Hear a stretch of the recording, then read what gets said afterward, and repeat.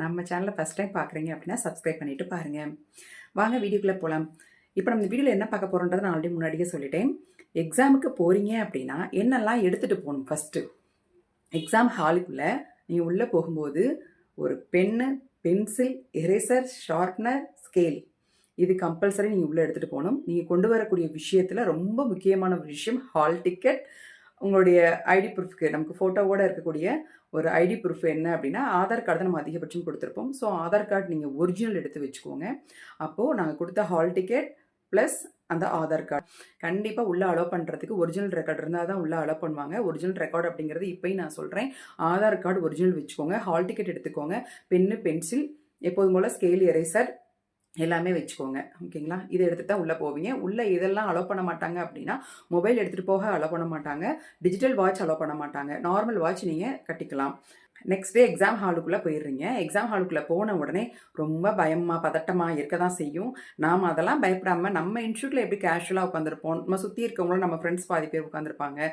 So அந்த மாதிரி நீங்கள் பார்த்து உட்காந்திங்கன்னா உங்களுக்கு அந்த பயம் பதட்டம் இருக்காது. ஃபஸ்ட்டு எடுத்தமே உங்களுக்கு நீங்கள் செகண்ட் பேப்பர் தான் டைப் பண்ண போகிறீங்க. செகண்ட் பேப்பர் டைப் பண்ணும்போது கொஷின் ஃபஸ்ட்டு கொடுத்துருவாங்க. உங்கள் கைக்கு கொஷின் வந்த உடனே கடகடன்னு எடுத்து கால்குலேஷன்லாம் போட ஆரம்பிக்காதீங்க.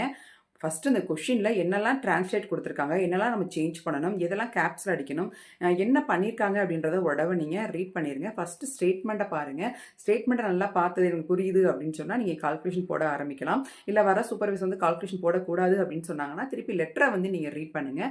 மேலேருந்து கீழே வரையும் என்ன மாதிரி கொடுத்துருக்காங்க, என்ன அப்ரிவேஷன்ஸ் வந்திருக்கு, என்ன சேஸ் கொடுத்துருக்காங்க, இதெல்லாம் வந்து நீங்கள் உடவை ரீட் பண்ணுங்கள். ரீட் பண்ணிட்டு நீங்கள் அங்கே மார்க் பண்ணி வச்சுக்கலாம். தாராளமாக நம்ம லெட்டரில் அப்ரிவேஷன் பண்ணக்கூடிய தெரிஞ்ச வேர்ட்ஸ் அதில் இருக்கும்.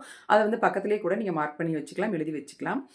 அதுக்கப்புறம் கொஞ்சம் நேரம் கழிச்சு அவங்களே கால்குலேஷன் போட சொல்லிடுவாங்க. நீங்கள் அப்போ கால்குலேஷன் போட ஸ்டார்ட் பண்ணுங்கள். ஆனால் அவங்க சொல்லுவாங்களேன்றக்காக நம்ம வெயிட் பண்ணக்கூடாது. கொஷின் நம்ம கைக்கு வந்துமே ஃபஸ்ட் ரீட் பண்ணுங்கள். ரீட் பண்ண உடனே எல்லாருமே கால்குலேஷன் போட ஆரம்பிச்சாங்கன்னா நம்ம மனசுக்குள்ளேயே கூட நீங்கள் கால்குலேஷன் போட ஸ்டார்ட் பண்ணுங்கள். கால்குலேஷன் போட்டு வச்சிட்டிங்க அப்படின்னா விசில் அடித்த உடனே டைப் பண்ண ஆரம்பிப்பீங்க. பக்கத்து இன்ஸ்டியூட்டுக்கார பசங்களாம் உட்காந்துருக்கும் போது விசில் அடித்த உடனே டைப் பண்ண ஸ்டார்ட் பண்ணுவாங்க ஸ்பீடு மாதிரியே. அதெல்லாம் நம்ம மைண்டில் வைக்கவே கூடாது. நம்ம வந்து நம்ம கால்குலேஷன் போட்டுட்டோம் முடிச்சிட்டோம் அப்படின்னா மட்டும்தான் நம்ம டைப் பண்ணுறதை பற்றி யோசிக்கணும். நம்ம கால்குலேஷனை ரிலாக்ஸாக போட்டுட்டு அதுக்கப்புறமா கூட நம்ம டைப் பண்ண ஆரம்பிக்கலாம்.